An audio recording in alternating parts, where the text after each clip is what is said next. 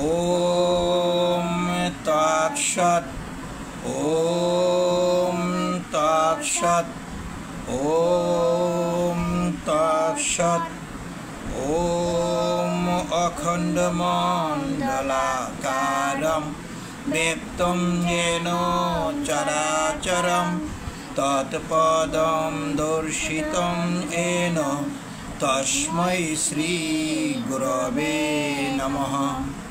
ওম হে কৃষ্ণ করুণা সিন্ধু দীনবন্ধু জগৎপতে গোপেশ গোপিকাকান্ত রাধাকান্ত নমস্তুতে। ওম তপ্ত কাঞ্চন গৌরাঙ্গী রাধে বৃন্দাবনেশ্বরী বৃষভানুসুতং দেবী প্রণমামি হরিপ্রিয়ে। ওম সপ্ত ঊর্ধ্বলোকায় সপ্ত নিম্নলোকায় বিশ্বদেবায় নমঃ। ওম নমো ভগবতে বাসুদেবায়। শ্রীমদ্ ভগবদ গীতা পঞ্চম অধ্যায় কর্মসন্ন্যাস যোগ। লাইভে উপস্থিত সকল বন্ধুকে বিনম্র শ্রদ্ধা নিবেদন করে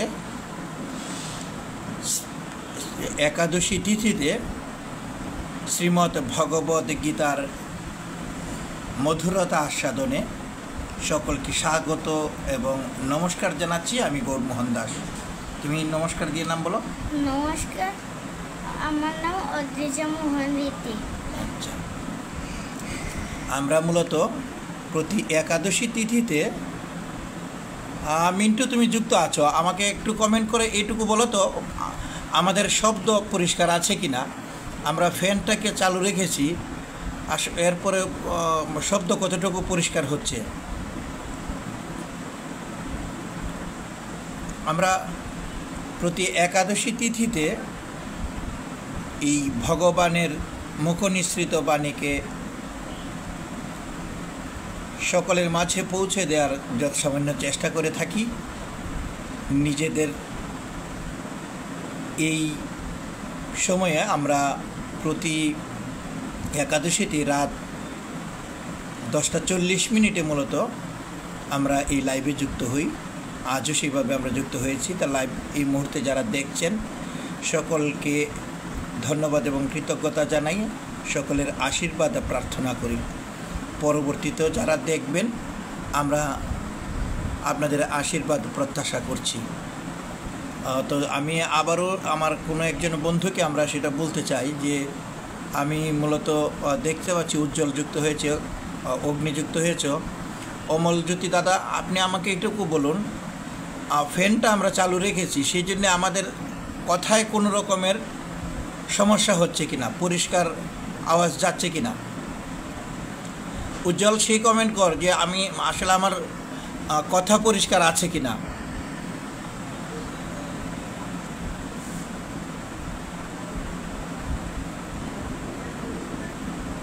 আমরা শ্রীমদ্ ভগবদ গীতার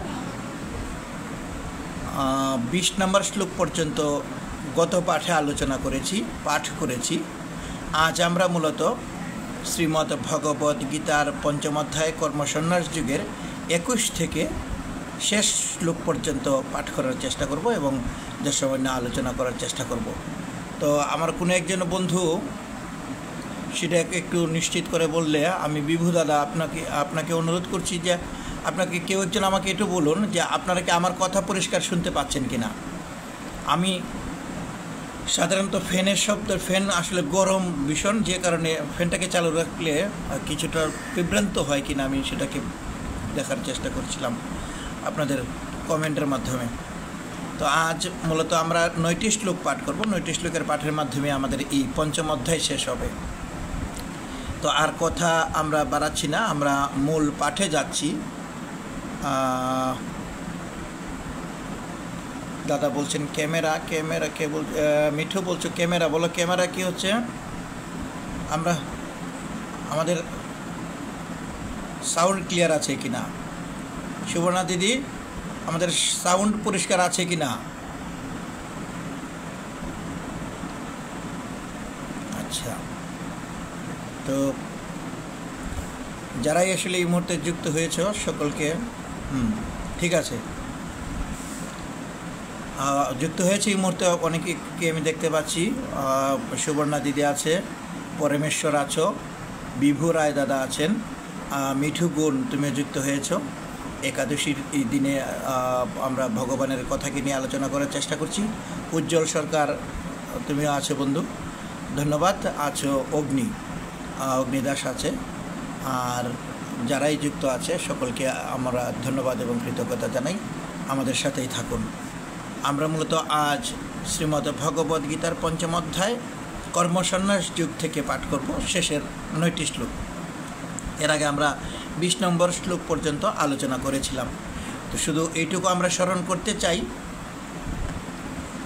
এই অধ্যায়টির নাম কর্মসন্ন্যাস যুগ। আমরা এই সন্ন্যাস শব্দটাকে শুনলেই মূলত আমরা কেউ কেউ মনে করে থাকি যে ঘরবাড়ি ছেড়ে গেলেই বুঝি আসলে এরকম সন্ন্যাস হয়। কিন্তু গৃহে থেকেও আমাদের সন্ন্যাস মানে আমাদের যে বিষয় আসক্তি আছে সেইগুলিকে ত্যাগের মাধ্যমে আমরা ঈশ্বরের পথে যুক্ত থাকতে পারি। সেই কথাকে আমরা এই অধ্যায়ে পড়ছি। প্রথমে অর্জুন প্রশ্ন করেছিলেন, এর উত্তরে ভগবান জানিয়েছেন যে আসলে আমাদের এর আগেও এই প্রশ্নটি তিনি করেছিলেন। এই অধ্যায়ে এসে আবার যখন এই প্রশ্নটি করেছিলেন তখন ভগবান অর্জুনকে জানিয়েছেন যে কর্মসন্ন্যাস এবং কর্মযোগ উভয়ভাবেই মুক্তি লাভ সম্ভব। তো কীভাবে সম্ভব? দুটির মধ্যে এই কর্মযোগটাকে শ্রেষ্ঠ বলেছেন। তো কর্মযোগ কেন শ্রেষ্ঠ সেই কথাগুলিকেও আমরা আলোচনা করেছি। বেশ কয়েকটি শ্লোকে এই ব্যাখ্যা ভগবান দিয়েছেন কেন কর্মযোগ শ্রেষ্ঠ। এরপরে কর্ম করেও যোগীগণ কীভাবে আসলে ব্রহ্মকে লাভ করতে পারেন, ঈশ্বরকে লাভ করতে পারেন সেই বিষয়ে জানিয়েছেন। আর নিষ্কাম কর্মযোগীগণ যে কর্মই করুক তারা কর্মবন্ধনে আবদ্ধ হন না। কর্মবন্ধনে আবদ্ধ হওয়ার বিষয়টি হচ্ছে তিনি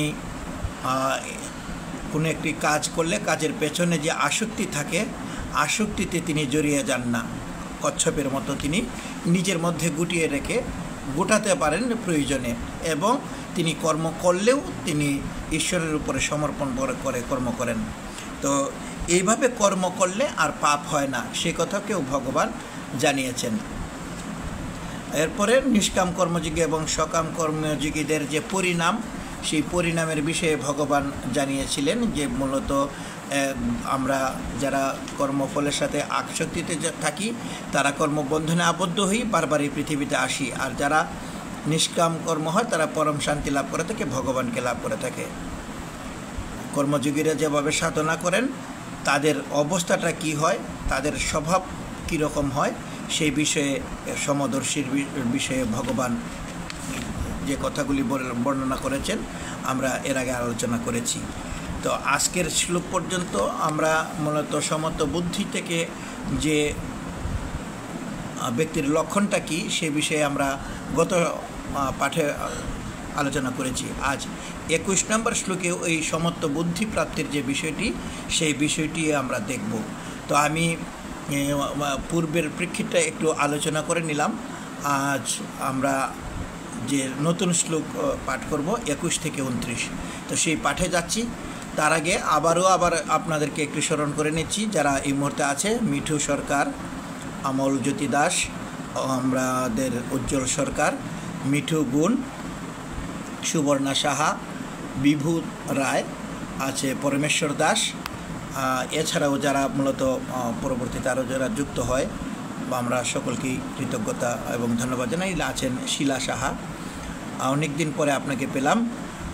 লিপি ঘোষ দিদি আছেন, আমাদের সকলকে আবারও ধন্যবাদ, কৃতজ্ঞতা। তো পাঠ করছি শ্লোক নাম্বার 21 থেকে। ওম নমো ভগবতে বাসুদেবায় শ্রীমদ্ ভগবদ গীতা পঞ্চম অধ্যায় কর্মসন্ন্যাস যোগ। শ্রী ভগবান উবাচ বাহ্যস্পর্শেষু অশক্ত আত্মা বিন্দতি আত্মনি যৎ সুখম সব্রহ্ম যুগ যুগাত্মা সব্রহ্ম যুগযুক্তাত্মা সুখম অক্ষয়ম অশ্নুতে যেহি সংস্পর্শজা ভোগা দুঃখজুনয় এবতে আদি অন্তবন্ত কুন্তেয় নতে সুরমতে বুধঃ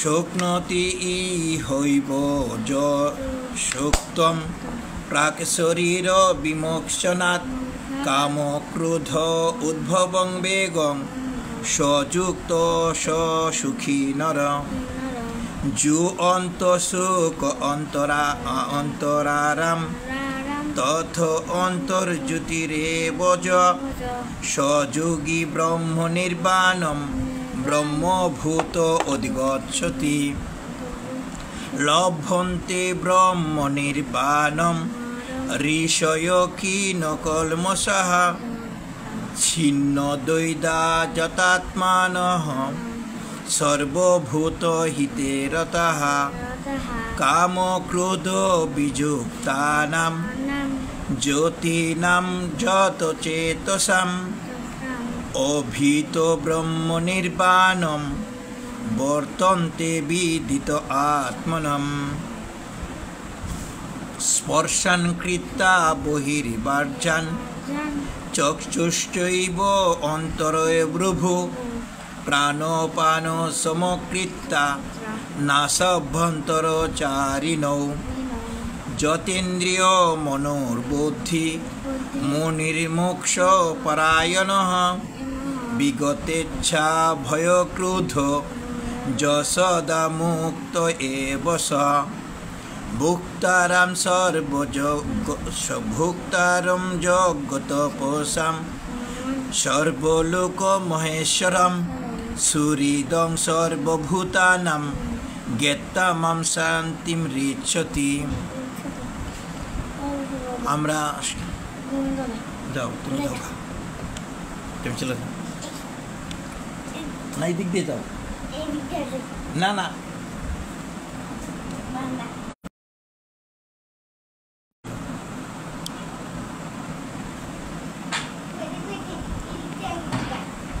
এটি কল এসে ডিস্টার্ব করেছিল, সেই জন্য দুঃখিত।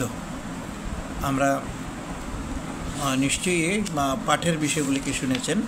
আমরা মূলত আজ 21 নম্বর শ্লোক থেকে শ্রীমদ্ ভগবদ গীতার পঞ্চম অধ্যায় 21 নম্বর শ্লোক থেকে আমাদের অনুবাদ এবং সংক্ষেপে আলোচনা করার চেষ্টা করছি। তো সেখানে আমরা প্রথমে বলেছিলাম যে এই শ্লোক থেকে মূলত সমত্ব বুদ্ধির বিষয়ে যোগীগণ সমত্ব বুদ্ধির বিষয়ে কী কথা বলেছেন সেই বিষয়গুলি আমরা দেখব। তো প্রথমেই বলছে এই 21 নম্বর শ্লোকে বাহ্যস্পর্শেস্তু অশক্ত আত্মা, এই বিন্দতি আত্মনি যৎ সুখম সব্রহ্ম যুগযুক্তাত্মা সুখম অক্ষয়ম অশ্নুতে। এর অনুবাদে বলা হয়েছে ব্রহ্মবিদ পুরুষ বাহ্য বিষয়ের প্রতি আকৃষ্ট হন না, তিনি নিজের অন্তঃকরণে যে আনন্দ আছে তা তিনি লাভ করে থাকেন।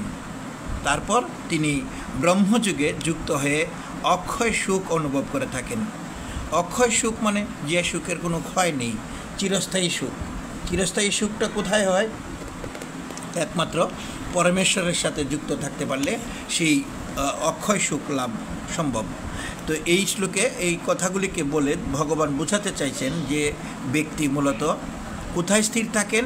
যার মন সাম্যে স্থির থাকেন, সাম্যে অবস্থিত হয়েছে এবং তার বিষয়ের মধ্যে কোনো বৈষম্য নেই।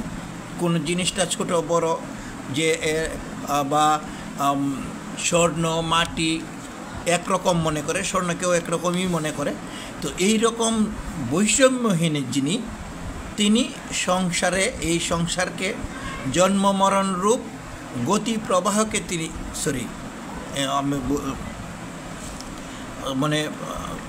তার অন্তঃকরণের মধ্যে একটা বাহ্য বিষয়ের প্রতি তিনি আকৃষ্ট হন না। আমাদের এই জাগতিক সংসারের মধ্যে যে সমস্ত বিষয় আসক্তি আছে সেই বিষয়গুলিতে তিনি আকৃষ্ট হন না মানে এই পৃথিবীর যত রূপ সৌন্দর্য আছে, যা কিছু আছে তাতে তিনি আকৃষ্ট হন না, কেবল পরমেশ্বরের কাজে যুক্ত থাকেন। ফলে কি হয়, তিনি নিজের মধ্যে একটা আনন্দ অনুভব করে থাকেন, যে আনন্দটা হচ্ছে সাত্ত্বিক আনন্দ এবং পরমেশ্বরের সাথে যুক্ত হওয়ার আনন্দ। এই আনন্দটাকে এখানে বর্ণনা করা হয়েছে অক্ষয় সুখ হিসাবে। আমাদেরকে এই জগতেরটা সংসারটা হচ্ছে অশাশ্বতম, মানে দুঃখালয় অশাশ্বতম, কিন্তু এখানের মধ্যে একটা অক্ষয় সুখ আছে। সেই সুখটা কি? একমাত্র সুখ বা আনন্দ পরমাত্মার সাথে যদি যুক্ত হতে পারে, পরমানন্দ স্বরূপ যে আত্মা, সেই আত্মার সাথে যুক্ত হতে পারলে এই আনন্দটা স্থায়ী। আর বাকি যত আনন্দ আছে বিষয়ের সাথে যুক্ত যে সকল আনন্দ, আমরা কোনো একটা ভালো জিনিসের জন্যে একটা সুনাম পাওয়া যায়, সেই রকম একটা আনন্দ অনুভব হয়। এই আনন্দই আনন্দ না, আনন্দটা মূলত ঈশ্বরীয় আনন্দটাকে বোঝানো হয়েছে। এরপরে 22 নম্বর শ্লোকে গিয়ে বলছে, যে হি সংস্পর্শ যা ভোগা দুঃখ জনয় এবতে আদি অন্তবন্ত কুন্তেয় ন তেষু রমতে বুধা। মানে হে কুন্তেয়, ইন্দ্রিয় ও বিষয়ের সংযোগে যে সুখ অনুভব হয় তা সবই দুঃখের কারণ এবং আদি অন্ত বিশিষ্ট, যার সীমা না থাকে আর কি, যে বিষয়টাতে শুরু আছে এবং শেষ আছে, যেটা ক্ষণস্থায়ী, সেই তাই বুদ্ধিমান ব্যক্তিরা তাতে আসক্ত হন না। কোন বিষয়ের মধ্যে? যে বিষয়ের মধ্যে এরকম আদি অন্ত থাকে, মানে শেষ আছে, শুরু আছে এবং শেষ আছে, সেটাতে তিনি আনন্দ অনুভব করেন না। আনন্দ অনুভব করেন গিয়ে তিনি পরমাত্মার দিকে। তো এইরকম করে ভগবান অর্জুনকে এখানে বুঝিয়েছেন মূলত যে আমরা যারা বিষয় সুখে যুক্ত আছি, সেই বিষয় ভোগের জন্যে আমরা যে হি সংস্পর্শ যা ভোগা, এই ইন্দ্রিয় এবং বিষয়ের সাথে যারা যুক্ত থাকে, এই সুখটাকে মনে করে আসল সুখ। কি? যে হি সংস্পর্শ যা ভোগা দুঃখ জুনয়ে বতে, যারা মানে এই জুনয়ের মানে কারণ বলা হয়েছে, যে কারণে এই জাগতিক যে বিষয়সমূহ আছে সেসব বিষয় আমাদের ইন্দ্রিয়গুলিকে কোথায় কোথায় যুক্ত থাকে, কোন ইন্দ্রিয়ের প্রভাবে কে মারা যায় হুট করি, সেই বিষয়ে আমরা বলেছিলাম। যেমন যে কোনো একটা ফড়িংকে যখন দেখা যায়, সেই ফড়িংটি আগুনে ঝাঁপ দিয়ে তার দর্শন ক্ষমতা বা চোখে দেখার ক্ষমতাটা এত প্রবল যে সে এর মানে কারণে আগুনে ঝাঁপ দিয়ে মারা যায়। তো এইরকমভাবে আরও মাছ তার জিহ্বার মানে প্রখরতার কারণে, আমাদের যে ইন্দ্রিয়গুলিতে আমরা নিশ্চয়ই জানি, চক্ষু কর্ণ নাসিকা জিহ্বা ত্বক এইগুলি আছে এবং জ্ঞানেন্দ্রিয় রয়েছে, 5টি কর্মেন্দ্রিয় আর 5টি জ্ঞানেন্দ্রিয়। তো এইগুলিকে যিনি মূলত নিয়ন্ত্রণ করতে পারেন না, ওই সুখগুলিকে তিনি অনুভব করে থাকেন এবং এক একটি ইন্দ্রিয়ার কারণে এক একজন এইভাবে মারা যান। তো এইভাবে এই যে মাছ যখন তার জিহ্বাকে সামাল দিতে পারে না, তখন বড়শিতে গিয়ে তিনি ধরা পড়েন এবং মারা যান। তো এইরকমভাবে মূলত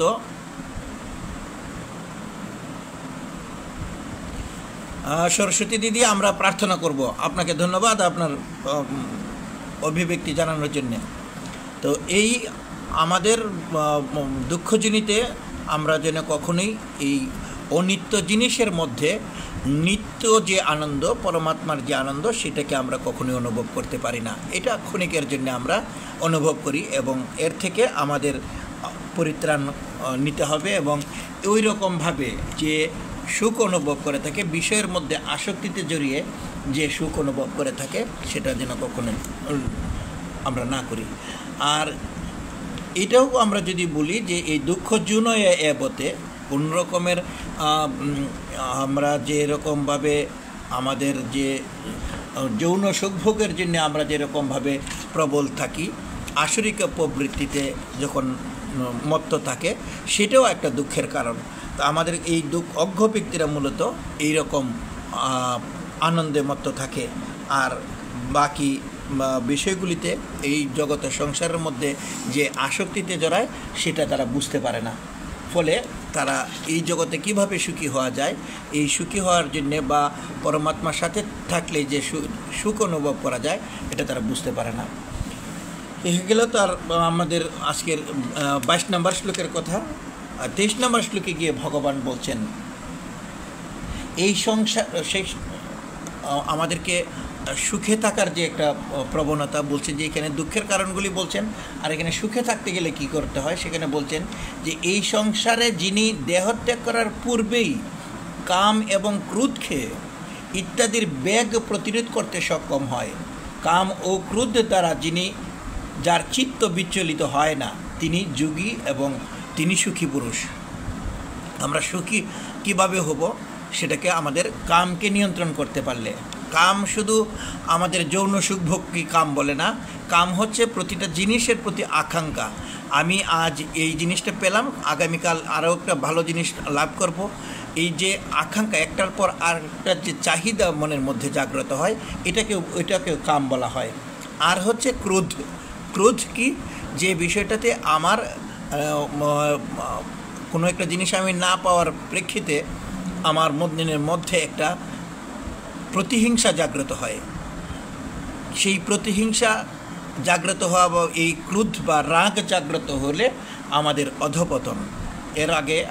এরপরে আবার 6ষ্ঠ অধ্যায়ে গিয়ে এই কাম ক্রোধকে আমরা যে পাপ করতে চাই না, তবুও আমাদেরকে কে পাপ কাজে প্রবৃত্ত করায়, এই কাম ক্রোধের কথাগুলিকে আমরা সেখান থেকে জানব।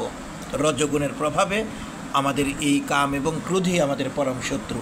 তো এইগুলিকে যিনি নিয়ন্ত্রণ করতে পারেন, বলছেন যে এর বেগ যিনি প্রতিরোধ করতে সক্ষম, সেটাকে যিনি নিয়ন্ত্রণ করে নিজের ইচ্ছামতো চালাতে পারেন, সেই ব্যক্তি, এই রকম যোগী ব্যক্তি সুখী। আমরা আমাদের সকল কাজেও যদি আমরা কাম এবং ক্রোধকে সংযত রাখতে পারি, তাহলে আমরাও সেই এক পরম শান্তি অনুভব করব।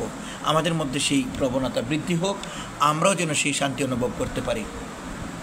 তাহলে সাধকের মধ্যে যে অবস্থায় উন্নীত হলে এই শান্তিময় স্থিতি লাভ করে থাকেন, তিনি যে কী রকম হয় সেই ব্রহ্ম নির্বাণের কথা কি লিখে 24, 25 এবং 26 নম্বর শ্লোকে বলছেন। 24 নম্বর শ্লোকে গিয়ে বলছেন, যার সুখের সামগ্রী অন্তরে, যার সুখের বিষয়গুলি তার নিজের মনের মধ্যে আছে, যার ক্রীড়া অন্তরের দেবতার সঙ্গে, আমি যে ঈশ্বরের অংশ, আমার মধ্যেই এই চেতনাকে যখন জাগ্রত হয়, তাই আমাকে যিনি নিয়ন্ত্রণ করছেন, আমার অন্তরে তিনি বাস করেন, তার সাথে আমার একটা কথোপকথন, তার সাথে একটা শান্তি অনুভবের জায়গা আছে, সেই জায়গাটাকে যিনি বুঝতে পারেন বলছেন, এবং যার জীবন পথের আলো অন্তরচারী দেবতার করুণা প্রসাদ, সেই যোগীর ব্রহ্ম ভাব প্রাপ্ত হয়ে ব্রহ্মই নির্বাণ প্রাপ্ত হন। সুতরাং যে অন্তঃসুখ, আমার মনের মধ্যে সুখ যেটা, সেই সুখকে যিনি অনুভব করতে পারেন, মানে পরমাত্মার সাথে যিনি নিজেকে জড়িয়ে নিতে পারেন, সেই সুখটাই হচ্ছে অন্তর্সুখ।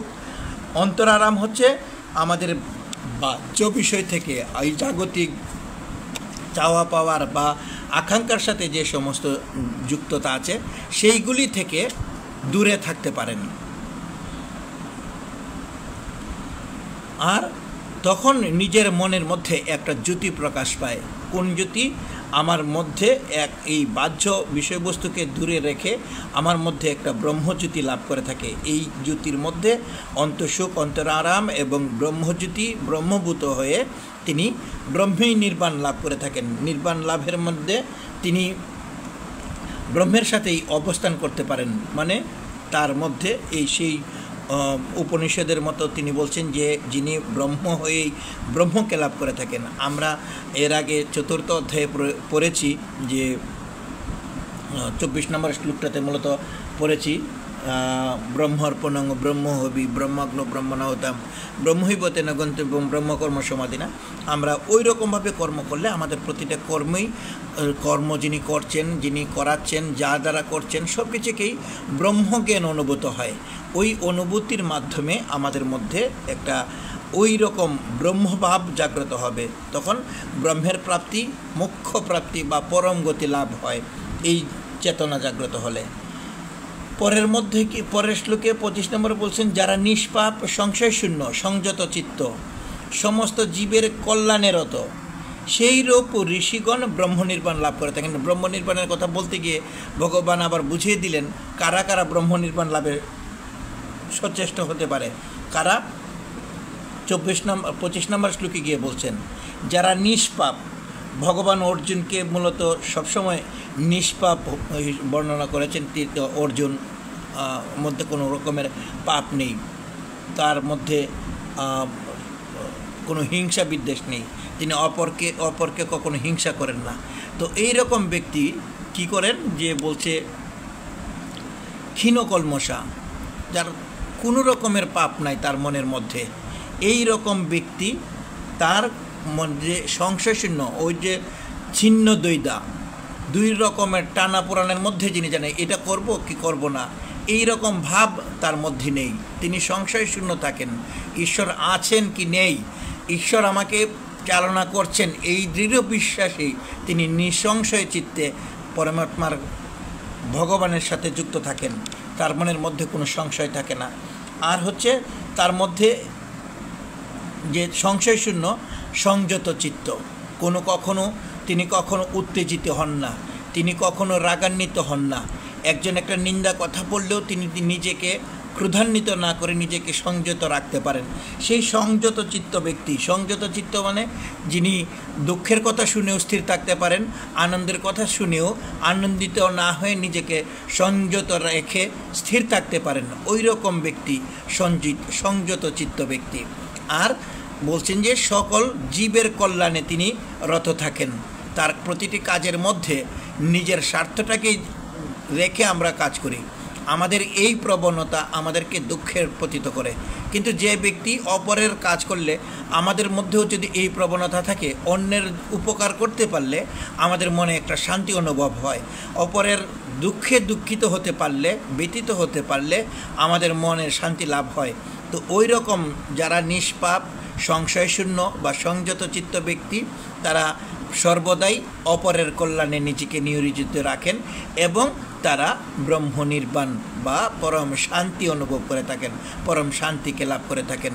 আমাদেরও উচিত ওই রকমভাবে সমস্ত জীবের কল্যাণে, অপরের কল্যাণে, লোককল্যাণার্থে নিজেকে বিলিয়ে দেওয়া, তাহলেই আমরা এই শান্তি অনুভব করতে পারবো এবং এই শান্তির প্রত্যাশাই আমরা করে থাকি প্রতিনিয়ত। 26 নম্বর শ্লোকে গিয়ে বলছেন যে জ্যোতিগণ কাম ক্রোধ শূন্য এবং সংযত চিত্ত আত্মদর্শী, সেই জ্যোতিগণের সর্বদিকে ব্রহ্মনির্বাণ বর্তমান, অর্থাৎ জীবনে ও মরণে পরম ব্রহ্মে বিরাজ করেন। তারা ব্রহ্মনির্বাণের মধ্যেই বসবাস করে থাকেন। তারা এই রকম সংযত চিত্ত ব্যক্তি সর্বদাই মূলত নিজেকে এতটাই সংযত রাখতে পারেন যে সংযত হওয়ার কারণে তার মধ্যে যে কাম ক্রোধ এইগুলি আছে তার মধ্যে সেই অনুভূতিটা থাকে না, কাম ক্রোধের বিষয়টি তিনি থেকে মুক্ত থাকতে পারেন। পরমাত্মার সাথে তিনি সাক্ষাৎকারী, তিনি পরমাত্মাকে লাভ করে থাকেন এবং জ্ঞানী পুরুষগণ সব দিক থেকে নিজেকে শান্ত রাখতে পারেন। তিনি ওই শান্ত থাকার মাধ্যমেই জীবনে মরণে তিনি কখনো কোনো রকমের বিব্রত হন না এবং তিনি ব্রহ্মের সাথেই যুক্ত থাকেন। এই ব্রহ্মের সাথে যুক্ত হওয়াটা একজন জ্ঞানী মহাপুরুষদের পক্ষে নিজের যে অন্তর সেটাকে শুদ্ধ হয়ে যায়। এই রকম করেই তারা একমাত্র পরমেশ্বরের সাথেই যুক্ত থাকে। কিভাবে? এই লোককল্যাণের মাধ্যমে, অপরের কল্যাণ চিন্তার মাধ্যমে।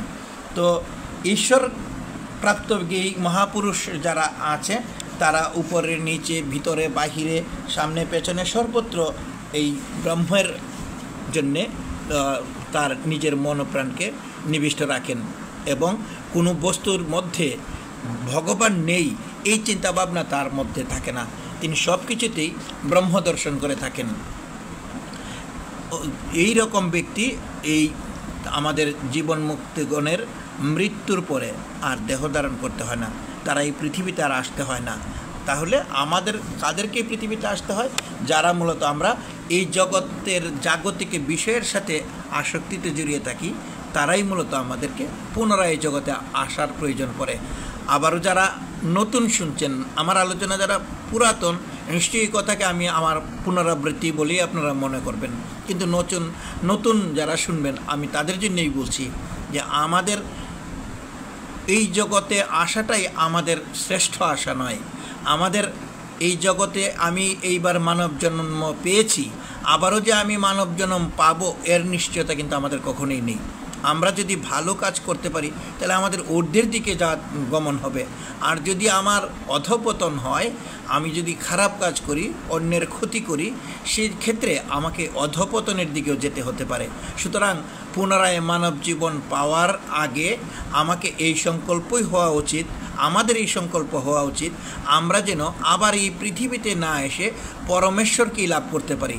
সেই জন্যে প্রতিনিয়ত পরমেশ্বরের সাথে যুক্ত থেকে তার তৃপ্তি বিধানের জন্যে, তার সন্তুষ্টি বিধানের জন্যে আমাদেরকে কাজ করা কর্তব্য। এই কথাকেই কারা বুঝেন? জ্ঞানী পুরুষগণ। এবং জ্ঞানী পুরুষগণ বুঝে সেই কথাকে অনুভব করে তারা সাধনার স্তরে ওই রকম গিয়ে ব্রহ্ম নির্বাণের মাধ্যমে নিজের মধ্যেই আত্মসুখ অনুভব করে থাকেন। পরের 27-28 এখানে যে সাধনার মাধ্যমে ব্রহ্ম নির্বাণের যে এই অষ্টাঙ্গ যুগের কথা আমরা জানি, যে আমরা কিভাবে ধ্যান করব, সেই ধ্যানের বিষয়গুলি এবং শান্তি লাভের কথাকে আমাদেরকে এখানে জানিয়েছেন। কোথায়? 27 শ্লোক এখানে বলছেন যে বাহ্য বিষয়গুলি থেকে মনকে প্রত্যাহার করে আমার ওই জাগতিক জিনিসের প্রতি মনকে দূরে রেখে ব্রুযুগলের মধ্যে ভগবানকে স্থির করে, আমার ওই জায়গার মধ্যে ভগবানকে স্থির করে নাসিকার মধ্যে বিচরণশীল প্রাণ অপান বায়ুর ঊর্ধ্ব ও অধোগতির সমান করে, যিনি ইন্দ্রিয় ও মন বুদ্ধিকে সংযত করেছেন এবং যিনি মুখ্যপরায়ণ, ইচ্ছা, ভয়, ক্রোধ থেকে মুক্ত হয়েছেন, সেই আত্মসংযমশীল ব্যক্তি সর্বদাই মুক্ত। তিনি কোথায় থেকে মুক্ত? এই বিষয় চিন্তা থেকে তিনি মুক্ত হতে পারেন। কিভাবে? সেটা বলছেন এই শ্লোকের মধ্যে, ধ্যান করার মাধ্যমে। কোথায়? আমাদের ব্রুযুগলের মধ্যে আমাদের প্রাণ মনকে স্থির করে জাগতিকে যা বিষয় আছে তার থেকে নিজেকে সরিয়ে নিয়ে কেবলই ঈশ্বরের দিকে আমাদের শ্বাস নিঃশ্বাস, প্রাণ অপান ছেড়ে দেওয়া এবং গ্রহণ করা, এই দুইটিকে যিনি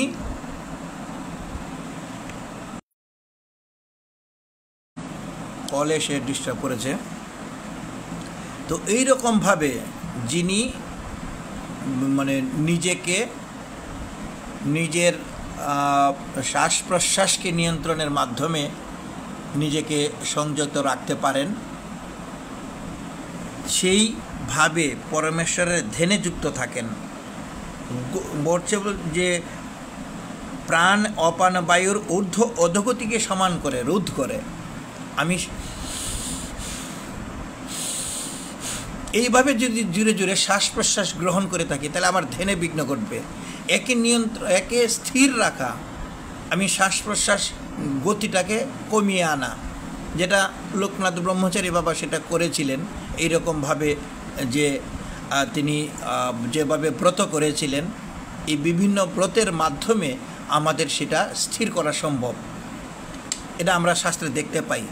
আমরা সেইভাবে বেশি বেশি করলে, আমরাও যখন আসলে ধ্যানে বসি তখন যতক্ষণ পর্যন্ত আসলে আমাদের একাগ্রতা থাকে তখন কিন্তু আসলে নিঃশ্বাস গ্রহণ এবং ছাড়ার বিষয়টি অনেক কমে যায়।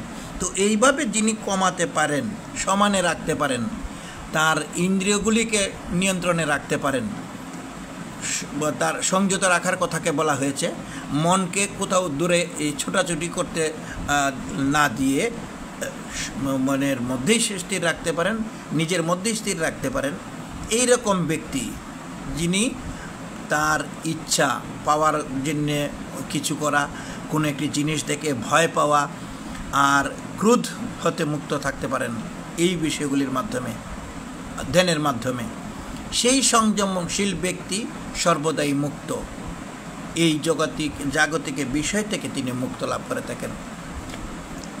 তাহলে আমাদের যে রকম যুগের কথা বলা হয়েছে, এই যুগের বিস্তারিত কথাগুলিকে আমাদের পরের অধ্যায়ে, ষষ্ঠ অধ্যায়ে কীভাবে আমরা ধ্যান করব, যে ধ্যানের যে বিষয়গুলি আছে, যম, নিয়ম, আসন, প্রাণায়াম, প্রত্যাহার, ধারণা এবং ধ্যান ও সমাধি, এই সমস্ত বিষয়গুলিকে বিস্তারিত বর্ণনা করেছেন ষষ্ঠ অধ্যায়ে গিয়ে।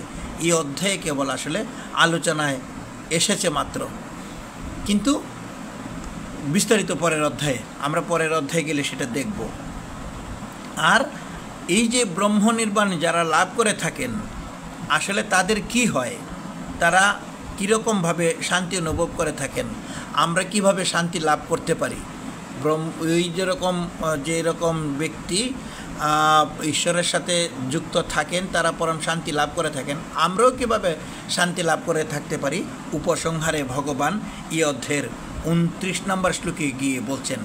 এই শ্লোকটিকে অনেক ভাষ্যকার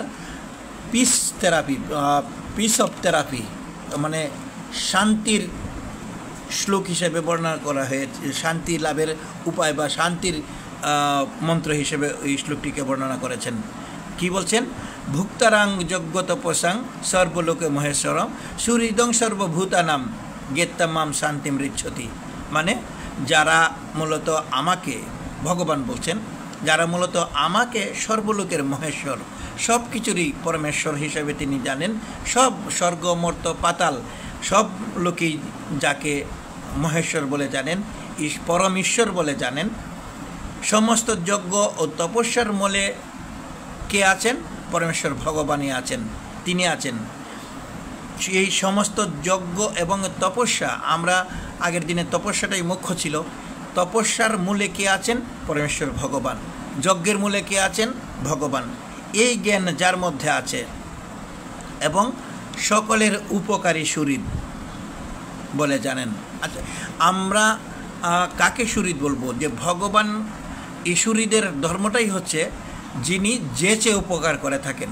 বন্ধু, সুহৃদ, সখা, এগুলি হচ্ছে সমর্থক শব্দ, কিন্তু এর একটা আলাদা আলাদা আসলে ব্যাখ্যা আছে। যারা আমার বন্ধুরা আছে, অন্তত সনাতনী 95 ব্যাচের বন্ধুরা যারা আছে, তারা নিশ্চয়ই তাদের স্মরণিকার মধ্যে আমি এরকম একটা আর্টিকেল দিয়েছিলাম, এই গীতার আলোকে বর্ণনা করেছিলাম কে প্রকৃত বন্ধু। বন্ধু, সুহৃদ, সখা, তার বর্ণনা আমি দিয়েছিলাম। তো সুহৃদ হচ্ছেন যে নিজে যে চেয়ে উপকার করে থাকেন। তিনি আমার কাছ থেকে বা বন্ধুর কাছ থেকে প্রতিদানে কিছু পাবেন এই প্রত্যাশা তিনি করেন না। তিনি নিজের ইচ্ছাতেই বন্ধু বিপদগ্রস্ত, এটা যদি তিনি দেখতে পারেন, বুঝতে পারেন, তাহলে নিজে থেকেই উপকার করেন। পরমেশ্বরকে ওই রকমভাবে জ্ঞান উপলব্ধি করতে পারে। পরমেশ্বর আমাদের সর্বতভাবে যখন আমরা তার উপরে সমর্পণ থাকি, তিনি আমাদেরকে দেখেন। নবম অধ্যায়ে গিয়ে কিন্তু ভগবান সেই কথাকে বলছেন যে তিনি আমাদের সকল বোঝাকে তিনি বহন করে থাকেন। তো ওই ভাবটি, যে ভাবটির মাধ্যমে মূলত আমরা পরমেশ্বরকে ওই আমার সুহৃদ হিসেবে গণব, যে তিনি আমার একমাত্র উপকারী বন্ধু, এই জ্ঞান যার মধ্যে হয় তিনি পরম শান্তি লাভ করে থাকেন। এবং যে তিনটি কথা আমরা বলছি, যে সমস্ত ভুবনের মধ্যে, সমস্ত লোকের মধ্যে তিনিই মহেশ্বর, পরম ভগবান। আর যজ্ঞ, আমাদের সত্যযুগে যজ্ঞ প্রধান ছিল, সত্য, ত্রেতা, দাপর, এই সমস্ত যুগের মধ্যে যজ্ঞ এবং তপস্যাটাকেই প্রধান ছিল। এই যুগে এসে আমরা এই দুইটার সমন্বয়ে আমরা পূজাকে পেয়েছি। কিন্তু যে ব্যক্তি এইগুলিকে সব কিছুই যজ্ঞ করুক বা তপস্যা করুক, এর মূলে কে আছেন? ঈশ্বরকে আছেন, ভগবান আছেন, এই চিন্তা করেন আর নিজের উপকারী বন্ধু বা সুহৃদ বলে মনে করেন, মানে আমি বিপদগ্রস্ত আছি, ভগবান আমাকে সহায়তা করবেনই, এই ভরসা যার মধ্যে আছেন, এই রকম ব্যক্তি পরম শান্তি অনুভব করে থাকেন। আমাদের আজকের এই শ্লোকটি অত্যন্ত, না প্রতিটা গীতার কোনো শ্লোকই কম ইম্পর্ট্যান্ট নয়, কিন্তু এই শ্লোকটিকে প্রত্যেকের আসলে মুখস্থ করা উচিত যে ভগবান আমাদের কত সুন্দরভাবে বুঝিয়েছেন, তিনি কতটাই আসলে দয়ালু, তিনি যে আমাদেরকে বুঝিয়েছেন, এই বোঝানোটাকে যিনি দৃঢ়ভাবে বিশ্বাস করেন সেই ব্যক্তি পরম শান্তি লাভ করেন। আমাদের মধ্যে সকলের মধ্যে এই চেতনা জাগ্রত হোক, ওই দৃঢ় বিশ্বাস জাগ্রত হোক, তাহলে আমরা পরম শান্তি লাভ করব, এই প্রত্যাশা করছি।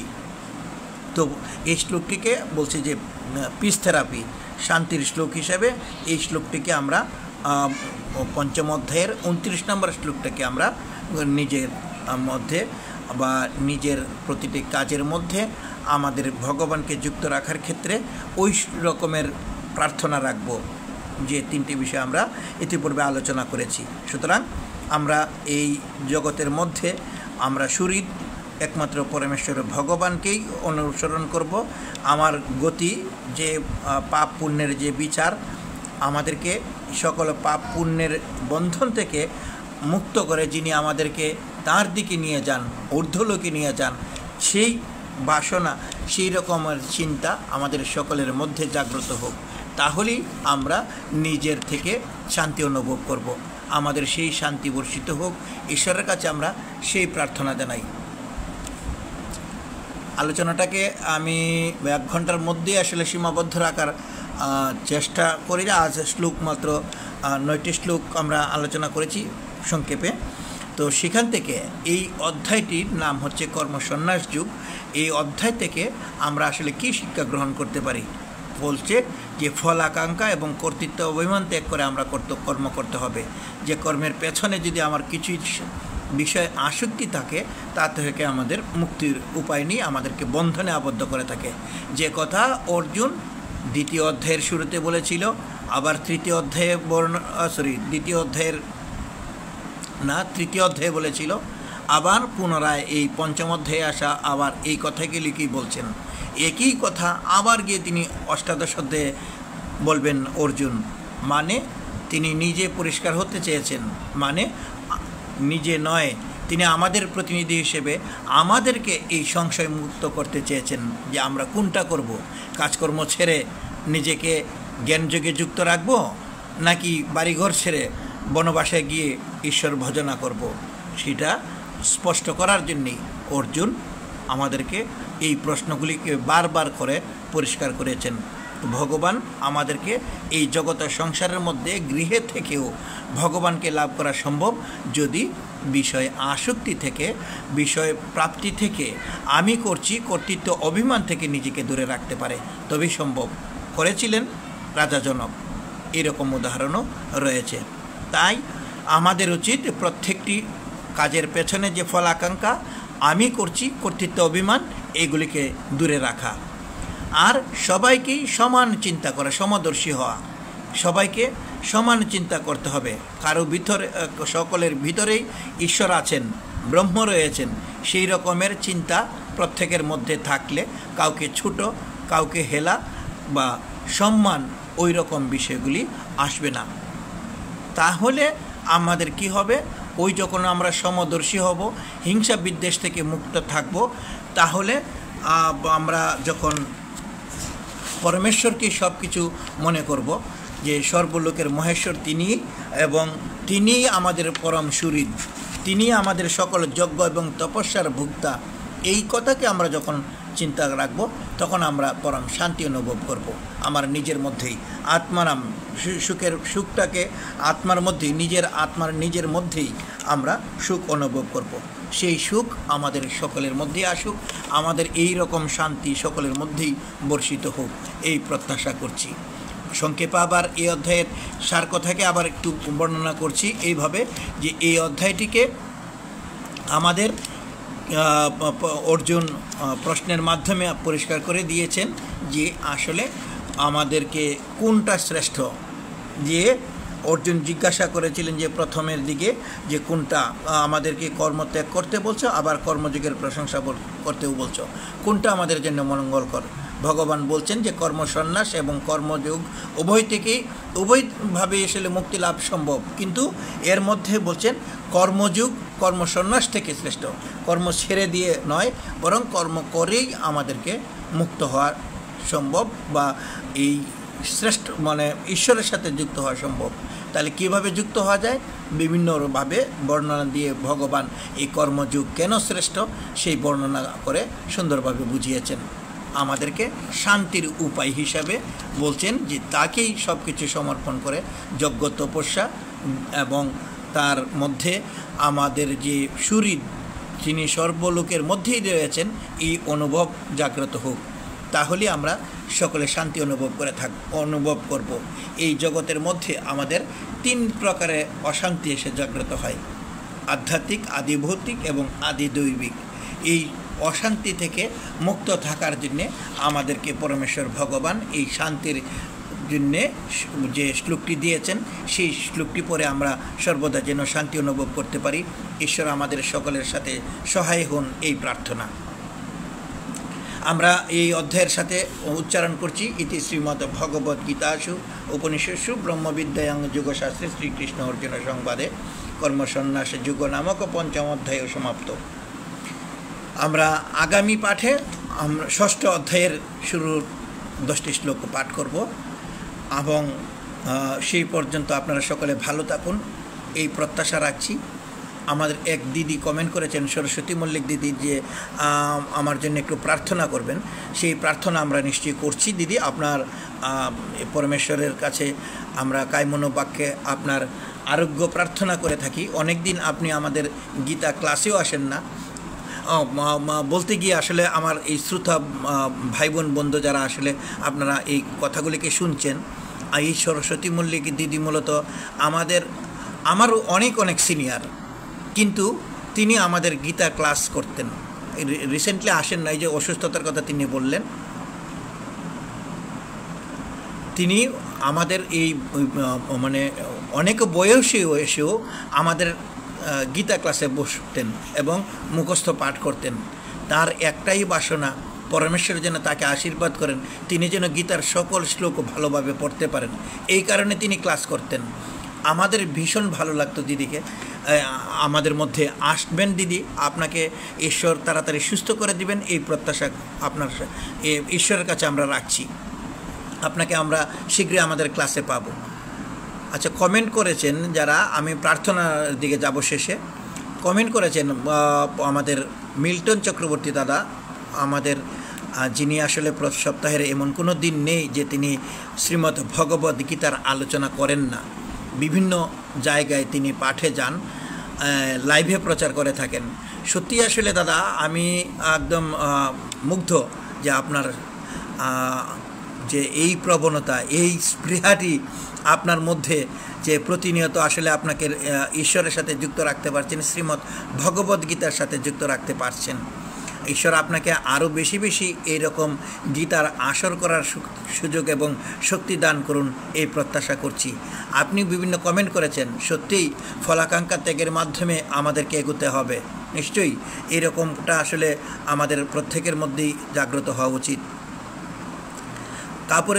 কাপড়ে চোপড়ে সন্ন্যাস নিলেও যদি অন্তরে সন্ন্যাস না হয় তাহলে তিনি নিত্য সন্ন্যাসী নয়। ঠিক আমাদেরকে এই মন থেকে আমাদের আসক্তিকে দূর করতে না পারলে আমার সন্ন্যাস বাড়ি জঙ্গলে গিয়ে বনে গিয়েও আমার কোনো লাভ নেই, সেই রকম হতে হবে। আর সমদর্শীর কথাকে উল্লেখ করেছেন যে সমদর্শী হওয়া সত্যিই সেই যুগী ব্যক্তিগণ যখন উপলব্ধি করে থাকেন যে সকলের মধ্যেই আত্মা বিরাজ করছে, সেই আত্মা আমার আত্মা এবং অন্য একটি ছোট প্রাণীর মধ্যে একই আত্মা যদি অনুভব করেন, তাহলে ওই ব্যক্তি কখনোই ওই ছোট্ট জিনিসটার প্রতি তার অবহেলা নয়, তার প্রতি কোনো হিংসা জাগ্রত হয় না, তার মধ্যে ভালোবাসাটাই জাগ্রত হয়। তা এই রকম সমদর্শী ব্যক্তির গুণ রয়েছে। আপনি ভারত থেকে মুর্শিদাবাদ থেকে যে দেখছেন, আমি কৃতজ্ঞতা প্রকাশ করছি দাদা আপনাকে।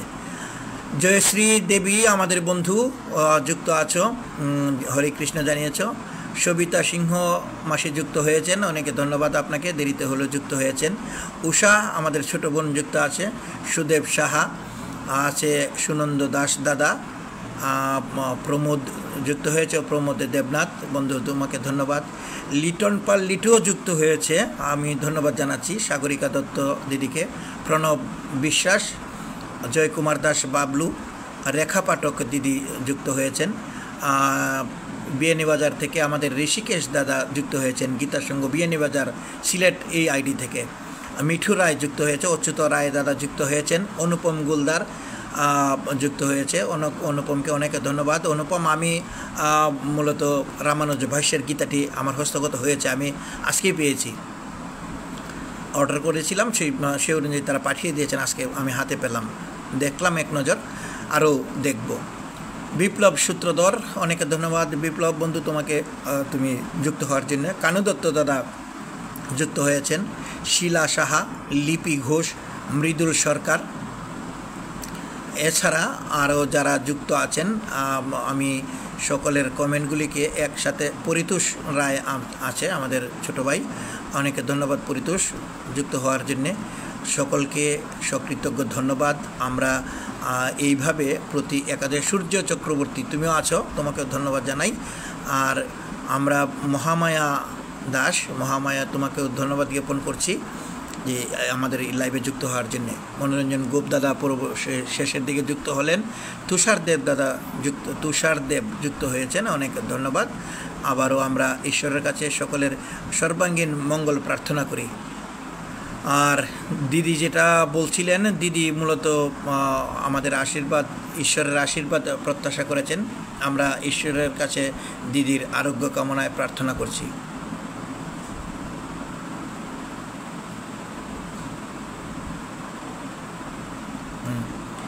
তো সেই প্রত্যাশা রাখছি ঈশ্বরের কাছে সর্বাঙ্গীন।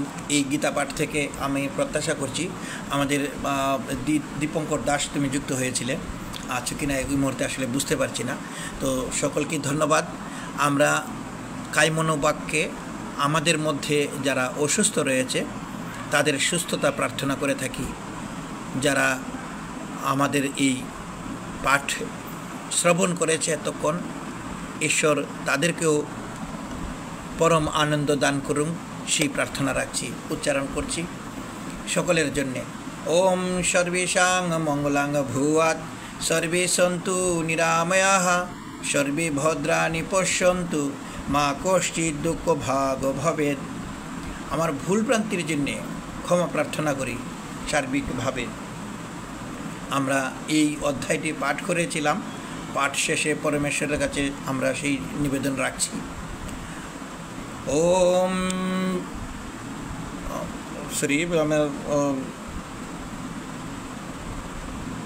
ওম যদস্করং পরিভ্রষ্টম মাত্রাহীনং চ যদ ভবেৎ, পূর্ণং ভবতু তৎসর্বং তৎপ্রসাদাৎ জনার্দনম।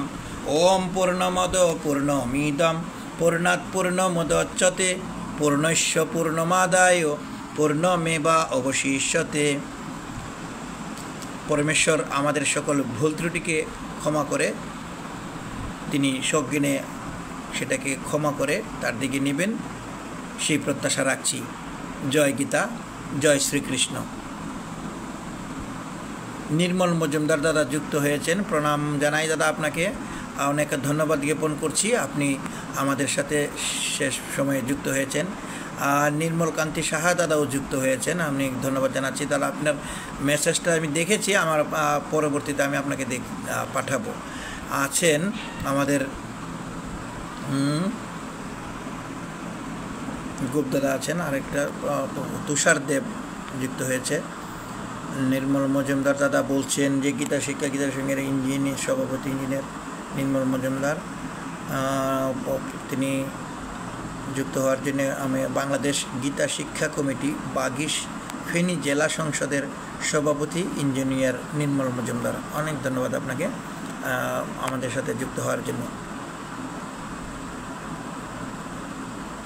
দিদি আপনার অসুস্থ না, কিন্তু আপনি তো আমাদের ক্লাসেও আসেন না, মানসিক সুস্থতা দান করুন, আপনার মনের দুঃখ বেদনা ঈশ্বর দূর করুন সেই প্রত্যাশা রাখছি। আমাদের ক্লাসে আপনাকে প্রত্যাশা রাখছি। আমাদের সরস্বতী মল্লিক দিদি বলেছেন। ঠিক আছে দিদি, আপনি আমাদের ক্লাসে আসবেন। আর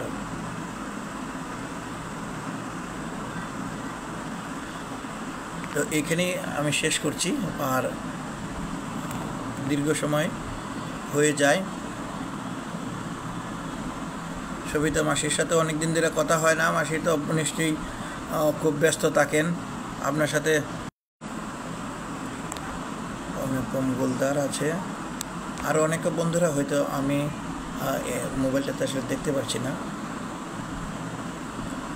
সুদেব আছো? সুদেব, তোমার তো আজকে আসার কথা ছিল, আমি তোমার সাথে আর দেখা হয়নি আজকে।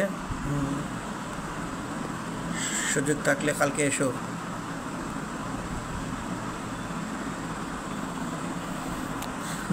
প্রাসঙ্গিক কোনো প্রশ্ন আমি শ্রোতাদের কাছ থেকে, বন্ধুদের কাছ থেকে পাই না। তো সেই প্রাসঙ্গিক প্রশ্ন থাকলে নিজেরও শিক্ষা হয় আর আলোচনারও সমৃদ্ধ হয়। তো সকলের কাছ থেকে প্রত্যাশা করছি এইরকম প্রশ্ন আসলে ভালো। তো সবার জন্য শুভকামনা। জয় শ্রীকৃষ্ণ।